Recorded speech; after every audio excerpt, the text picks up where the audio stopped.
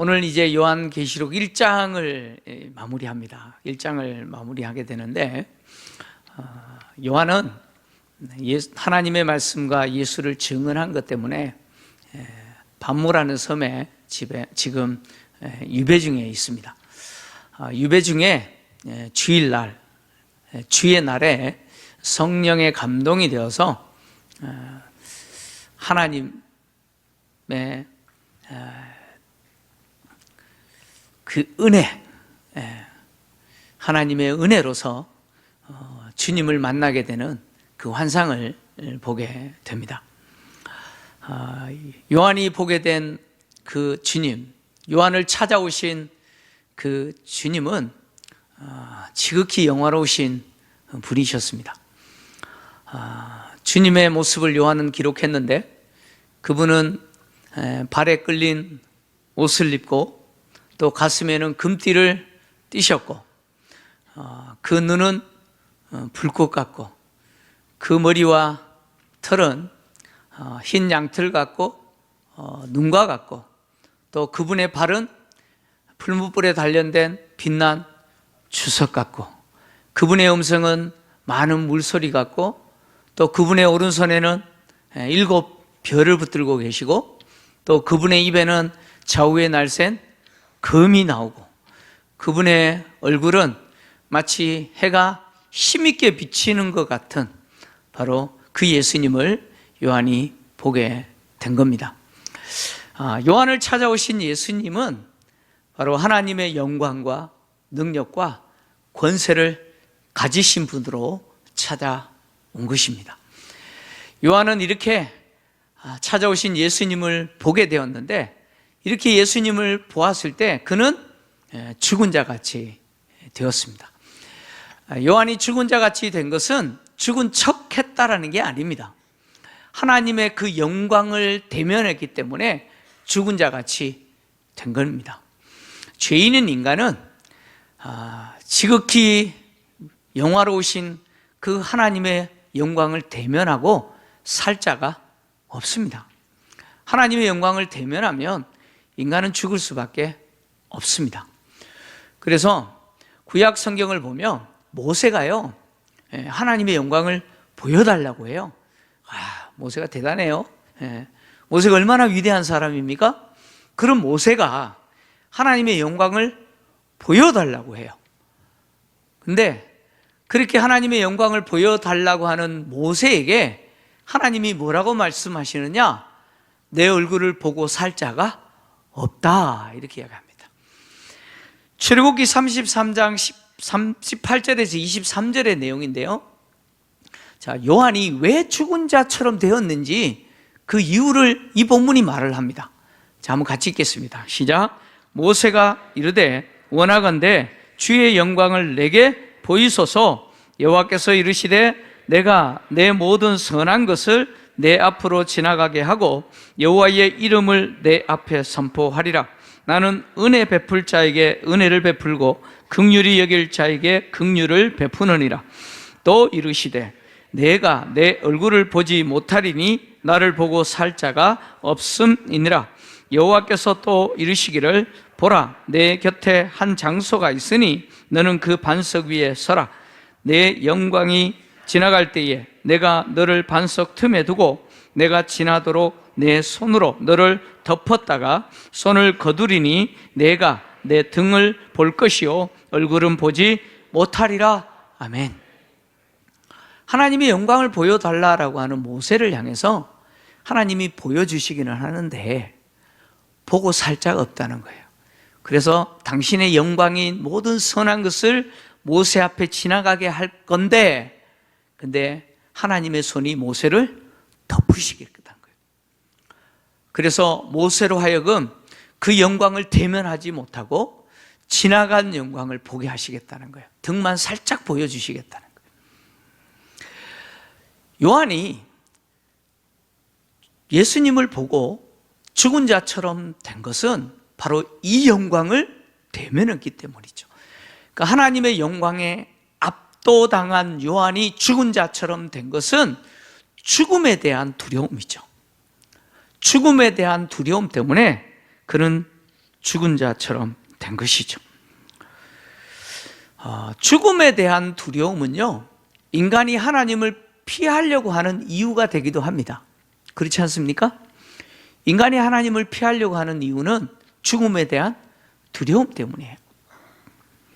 모든 인간은 장차 하나님의 얼굴과 어린 양 대신 예수님을 대면하게 될 겁니다. 하나님의 영광을 대면한 자가 가지게 되는 두려움이 얼마나 대단한지, 구약 성경을 보면 모세가 성막에서 하나님을 대면하고 하나님 주시는 그 말씀을 이제 이스라엘 백성들에게 선포할 때 모세의 얼굴에 그 하나님의 영광이 비쳤어요. 모세의 얼굴에 투영되는 하나님의 영광을 보고서도 이스라엘 백성들이 죽을 것 같은 두려움을 느끼고 그 영광을 제발 좀 가려달라고 했잖아요. 그래서 모세가 수건으로 얼굴을 가렸잖아요. 이처럼 하나님의 영광은요, 죄인인 인간에게 두려움이죠. 그러나 모든 인간은 장차 이 하나님의 얼굴을 대면해야 되고 어린 양 대신 예수 그리스도를 대면해야 됩니다. 이때 모든 인간은 죽음에 대한 이 극도의 두려움에 떨게 될 겁니다. 요한은 6장에 가서 심판하시기 위해서 보좌에 앉으신 그 하나님의 얼굴과 하나님의 심판을 시행하시는 어린 양 대신 예수님의 진노 앞에 서게 된 인간들이 그 두려움 가운데 비명을 지르는 그 모습을 기록을 했습니다. 요한계시록 6장 15절에서 17절인데요. 함께 읽겠습니다. 시작. 땅의 임금들과 왕족들과 장군들과 부자들과 강한 자들과 모든 종과 자유인이 굴과 산들의 바위 틈에 숨어 산들과 바위에게 말하되 우리 위에 떨어져 보좌에 앉으신 이의 얼굴에서와 그 어린 양의 진노에서 우리를 가리라. 그들의 진노의 큰 날이 이르렀으니 누가 능히 서리요 하더라. 아멘. 어린 양이 6번째 인을 뗐을 때 일어난 일입니다. 이제 하나님의 심판이 시작될 때 그 심판 앞에 놓인 자들이 그 두려움 가운데 이렇게 비명을 지른다는 거예요. 하나님의 심판이 시작될 때 하나님을 대적하고 교회를 박해하고 성도들을 비난하고 조롱했던 세상의 왕들, 통치자들인 왕족들과 장군들과 강한 자들과 부자들 뿐만 아니라 예수 믿기를 거절했던 모든 인간들, 그가 종이든 자유인이든 하나님의 심판 앞에 서게 된 그들은 산과 바위 틈에 숨어서 뭐라고 외치느냐? 산들아, 바위들아, 내 위에 떨어져라는 거예요. 차라리 산들과 바위들이 내 위에 떨어져서 내가 그 밑에 깔리는 것이 좋다는 거예요. 그래서 심판하시기 위해서 보좌에 앉으신 하나님의 얼굴과 진노하시는 어린 양의 진노로부터 우리를 좀 가려달라고 비명을 지릅니다. 그만큼 뭐예요? 두려움이죠. 극도의 두려움 가운데 떨고 있는 모습을 보여줍니다. 모든 인간은 앞으로 이런 두려움 가운데 주님을 만나야 되고 하나님을 대면해야 됩니다. 요한이 주님을 만나고 이 두려움 가운데 죽은 자같이 되었지만, 그러나 주님이 요한에게 찾아오신 목적은 이 두려움을 주기 위함이 아님이죠. 주님이 요한에게 찾아온 것은 위로하시기 위해요. 그에게 힘을 공급해 주시고 계속해서 사명 감당하게 하시기 위해서 주님이 찾아오신 거예요. 두려움을 주기 위해서 오신 분이 아니죠. 그래서 예수님은 당신 앞에서 죽은 자같이 된 요한에게 당신의 오른손을 얹으시고 요한을 향하여 두려워 말라 이렇게 말씀하셨어요. 성경에서 오른손은 뭘 상징하느냐? 능력과 힘을 상징하죠. 그래서 지난주에 보았던 것처럼 인자 되신 이가 오른손에 7별을 붙들고 있는 것은 뭐예요? 바로 주님의 그 능력이, 주님의 그 힘이 바로 7별을, 즉 7교회의 사자를 붙들고 있는 모습이잖아요. 예수님께서 당신의 오른손을 요한에게 얹으셨다라고 하는 것은 요한에게 바로 능력과 힘을 공급해 주시는 것을 말합니다. 예수님이 승천하시기 전에 땅에 남겨진 제자들에게 성령을 주시면서 오직 성령이 너희에게 임하시면 너희가 권능을 받고 이 능력을 받고 예루살렘과 온 유대와 사마리아와 땅끝까지 이르러 내 증인이 되리라. 그래서 제자들에게 성령을 주셔서 능력을 받게 하시고 예루살렘에서 시작해서 땅끝까지 증인의 역할, 그 사명 감당하게 하신 예수님이 요한에게 다시 오셔서 당신의 오른손을 얹으시고 능력과 힘을 공급해 주셔서 끝까지 요한에게 주신 그 사명 감당하라고 지금 힘과 능력을 주고 계시는 것이죠. 극도의 두려움 가운데 죽은 자 같이 된 요한에게 주님은 다시 힘과 용기를 주시고 그에게 주신 사명 끝까지 감당하시도록 힘과 용기뿐만 아니라 위로하시죠. 그래서 두려워 말라 이렇게 말씀하셨어요. 요한의 귀에 들려진 두려워 말라라고 하는 이 음성은요, 익숙한 음성이에요. 익숙한 음성이에요. 주님이 공생애 중에 땅에서 사역하실 때 요한과 제자들이 그 주님을 통해서 들었던 그 음성이에요. 두려워 말라라는 그 음성이죠. 언제 제자들이, 요한과 제자들이 두려워 말라라고 하는 이 주님의 음성을 들었어요?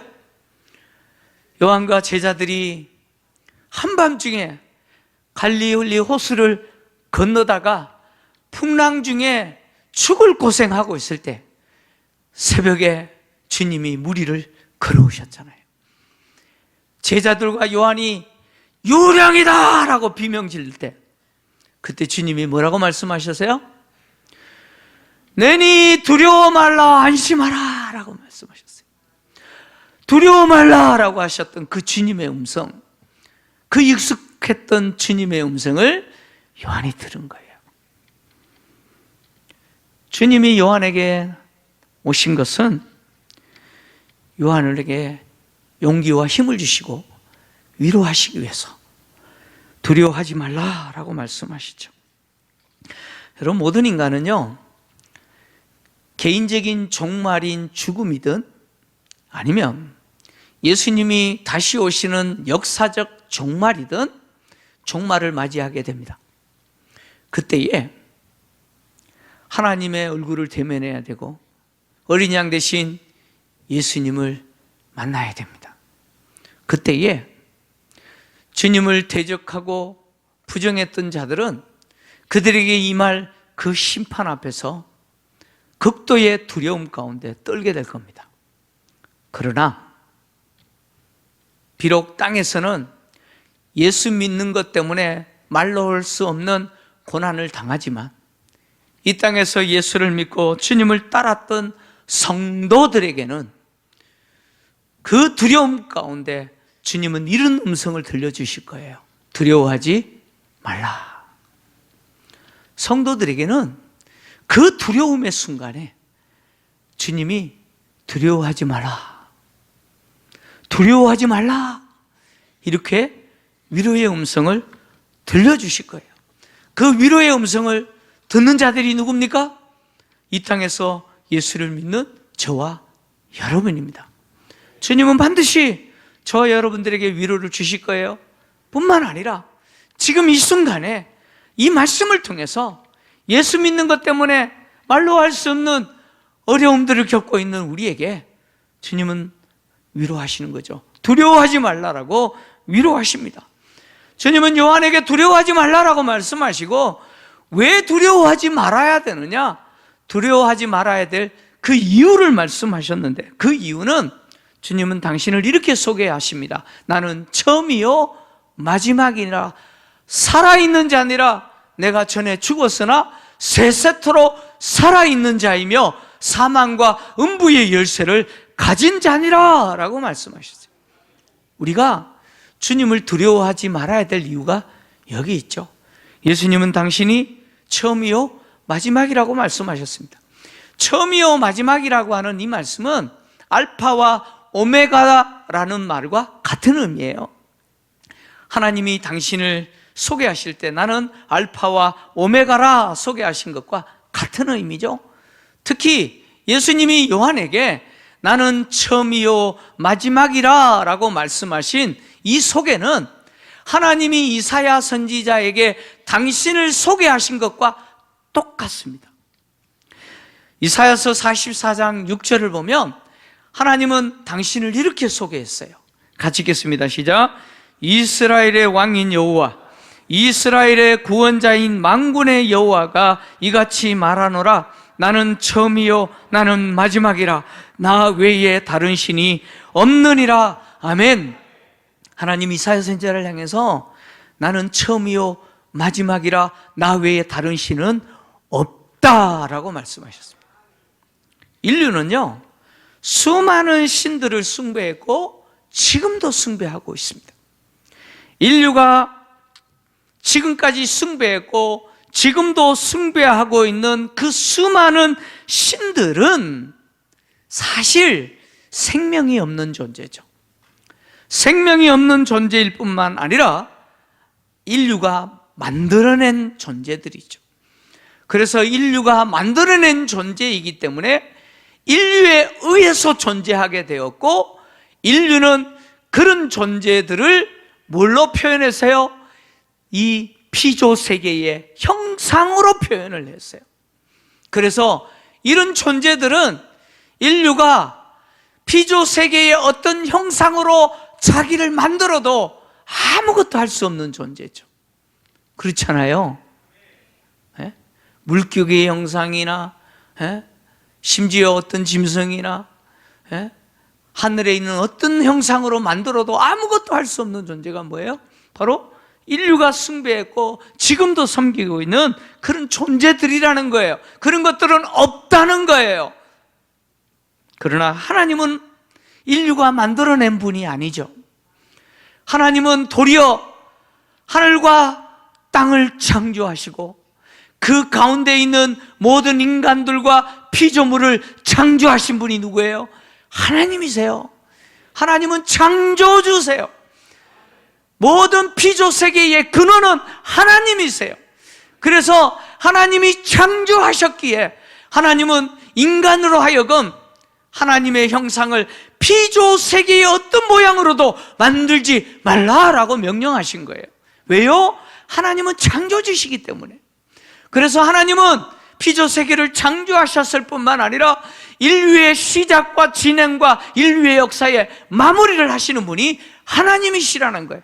그래서 하나님은 나는 처음이요 마지막이요 다른 신은 없다, 나 외에 없다라고 말씀하신 거예요.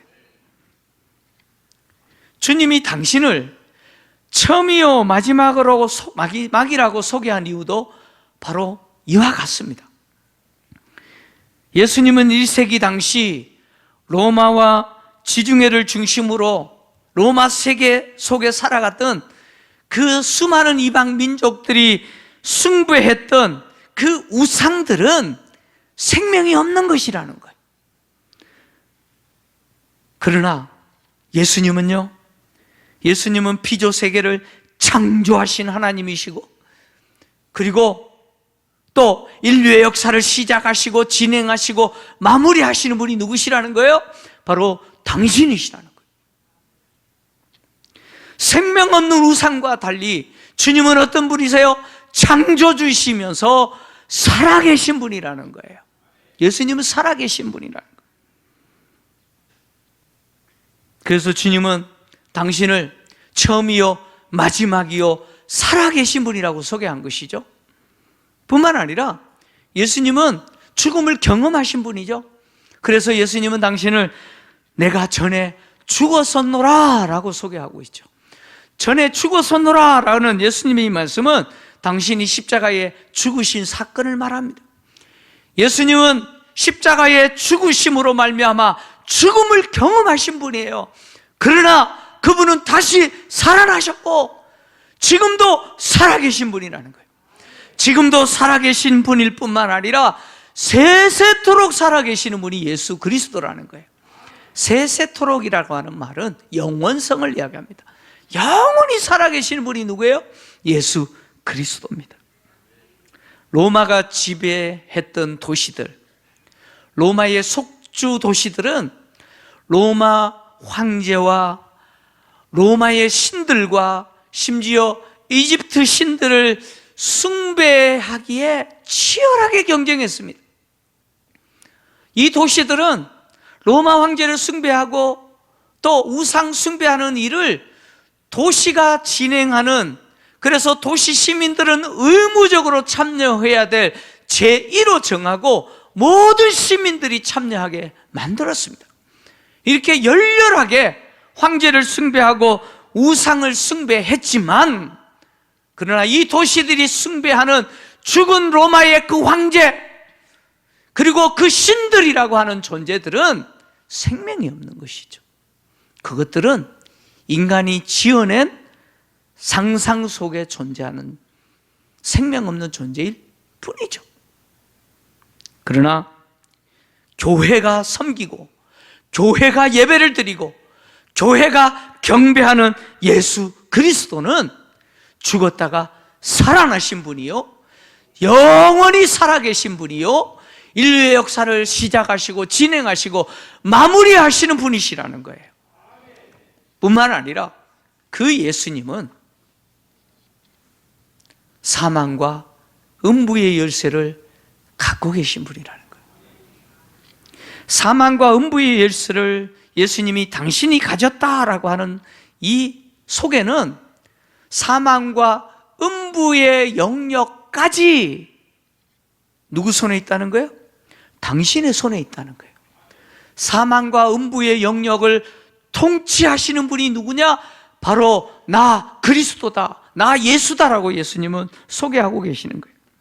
예수님은요, 세상의 모든 인간, 그가 선인이든 악인이든 통치하시는 분이에요. 뿐만 아니라 모든 악한 존재들, 악한 세계까지, 악한 세력까지 통치하시는 분이 누구세요? 예수 그리스도라는 거예요. 열쇠라고 하는 이 문학적인 표현은요, 뭘 상징하냐면 지배하는 힘을 상징합니다. 열쇠는 지배하는 힘을 상징해요. 그래서 유대 후기 문헌을 보면 이 열쇠는 지배하는 힘을 상징하고, 이 열쇠는 누가 가지셨느냐? 하나님이 가지셨다, 이렇게 표현했어요.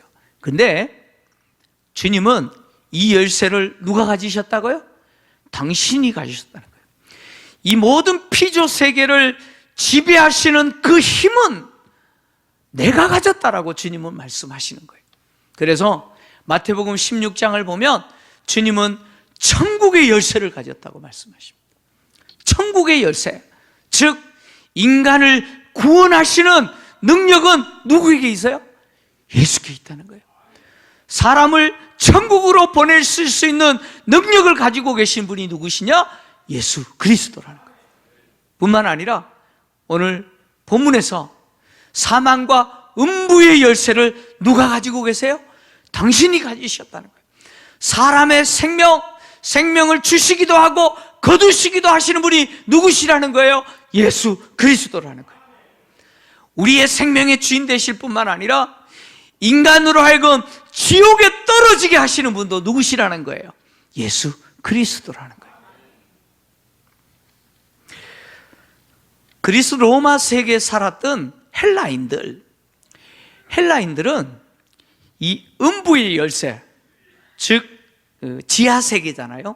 흔히 그리스도인들은 하데스라고 부르는데, 이 지하 세계를 통치하는 왕이 이 열쇠를 가졌다고 생각해요. 이 지하 세계를 통치하는 왕이 누구냐? 바로 플루톤이라고 하는 신인데, 이 지하 세계를 지배하는 이 신, 이 왕인 플루톤이 이 열쇠를 가졌다라고 헬라인들은 생각을 해요. 그리스 로마 신화에 등장해요. 뿐만 아니라 이 플루톤의 아내인 페르세포네라고 하는 이 여신이 이 음부의 열쇠, 지하 세계의 열쇠를 가지고 있다라고 헬라인들은 그렇게 생각을 했어요. 그러나 주님은 이 음부의 열쇠, 이 열쇠는 플루톤이나 바로 페르세포네가 갖고 있는 게 아니고 내가 가지고 있다라고 이야기해요. 다시 말하면 사람을 하나님의 나라, 즉 천국으로 들어가게 하시는 분도 예수 그리스도. 예수를 믿지 않는 자들에게 지옥으로 떨어지게 하시는 분도 누구시라고요? 예수 그리스도. 우리의 생명의 주인이 예수 그리스도, 우리의 구원이 예수 그리스도의 손에 있다는 거예요. 주님은 당신은 그런 분이라는 거예요. 그래서 두려워하지 말라라고 말씀하고 계시는 거예요. 인류의 역사를 통치하시고 인간들의 생명의 주인 되시고 구원과 심판을 결정하시는 그 주님이 요한에게 내가 본 것과 지금 있는 일과 장차 될 일을 기록해라 이렇게 말씀하셨습니다. 요한이 기록해야 될 내용이 뭡니까? 본 것, 지금 있는 일, 장차 될 일이잖아요. 근데 이것은 세 가지 일을 말하는 게 아닙니다. 요한이 주님에게 주님이 지금 말씀하시는 이 말씀을 듣는 이 시점에서 과거와 현재와 미래라고 하는 이 세 가지 일을 기록해라 이렇게 주님이 말씀하신 게 아니다, 그런 이야기입니다. 내가 본 것, 지금 있는 일, 장차 될 일은 하나의 이야기를 합니다. 하나의 일을 이야기합니다.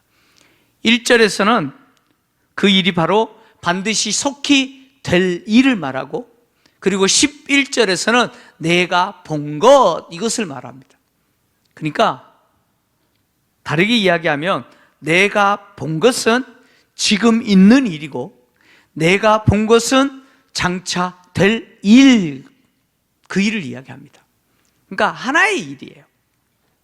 근데 왜 하나의 일을 이렇게 마치 세 가지 일인 것처럼 이렇게 표현했을까요?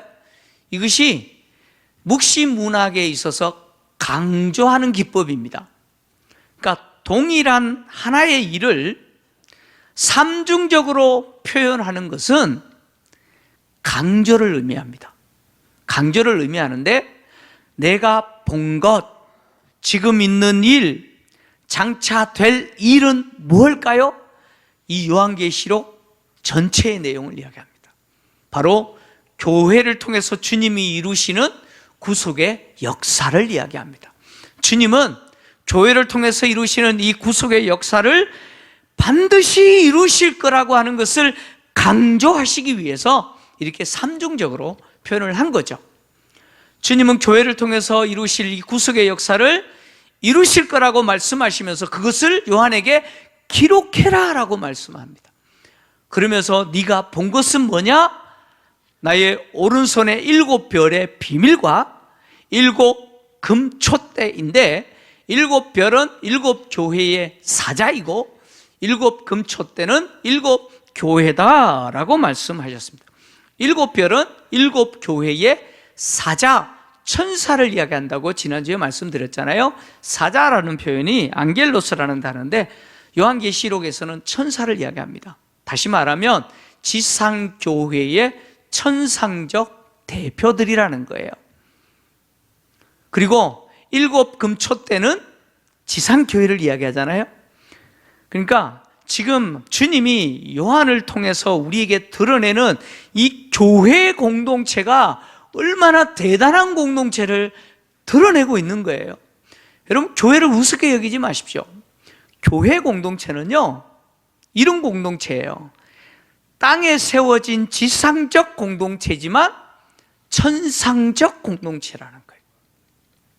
비록 땅에 세워진 지상적 공동체지만 바로 천상적 공동체가 교회라는 거예요. 교회라는 거예요. 그래서 이 교회를 누가 붙들고 계세요? 주님이 붙들고 계시다는 거예요. 주님이 교회를 붙드시고 교회를 통치하시고 교회를 통해서 무엇을 이루세요? 바로 하나님의 구원의 역사, 구원 스토리를 이루신다는 거예요.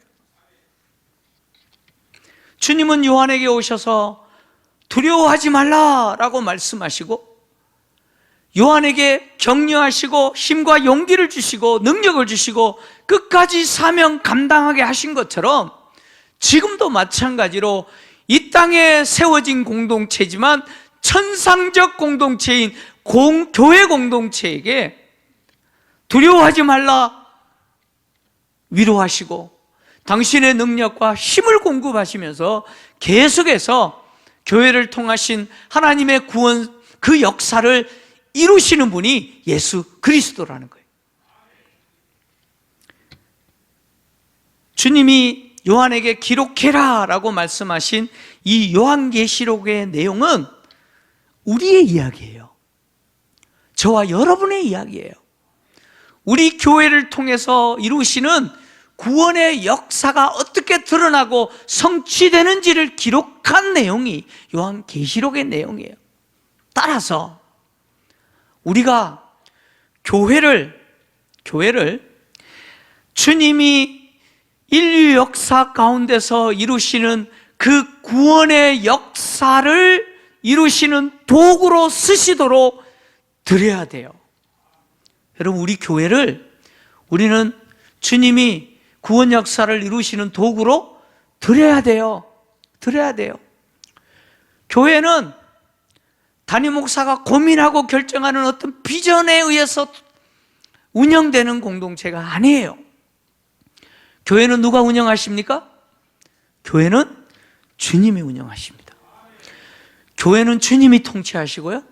그리고 주님이 교회를 통치하시고 교회를 도구로 사용하실 때 그 교회는 인류의 역사 속에서 하나님이 이루시는 구속의 역사를 이루는 도구로 하나님이 쓰시는 거예요. 그래서 교회는 반드시 주님이 사용하시는 구속의 역사를 이루는 도구로 드려져야 돼요. 주님이 쓰시도록 드려야 돼요. 그것은 저를 비롯하여 우리 모든 성도들이 그렇게 하셔야 돼요. 우리 김포 제일교회가 하나님이 쓰시는 도구가 되기 위해서는 우리가 드려야 돼요. 교회된 나 자신을 드려야 되고요, 교회된 우리 가정 공동체를 드려야 되고, 우리 교회 공동체를 하나님이 쓰시도록, 주님이 쓰시도록 드려야 돼요. 그래서 이 교회 가운데 계시고 교회를 통해서 인류 역사 속에서 구원의 역사를 이루시는 그 하나님이 마음껏 쓰시는 교회가 되게 해야 됩니다. 교회가 교회로서의 사명을 잊지 않고 주님이 계속해서 위로하시고 힘과 능력을 주셔서 구원 공동체로서 세상 가운데 구원의 밝은 복음의 빛을 비추고, 그래서 구속의 역사를 하나님이 이루시는 도구가 되도록 여러분을 들이시고 여러분의 가정을 들이시고 우리 교회 공동체가 하나님께 드려지는 은혜가 있기를 주의 이름으로 축원합니다.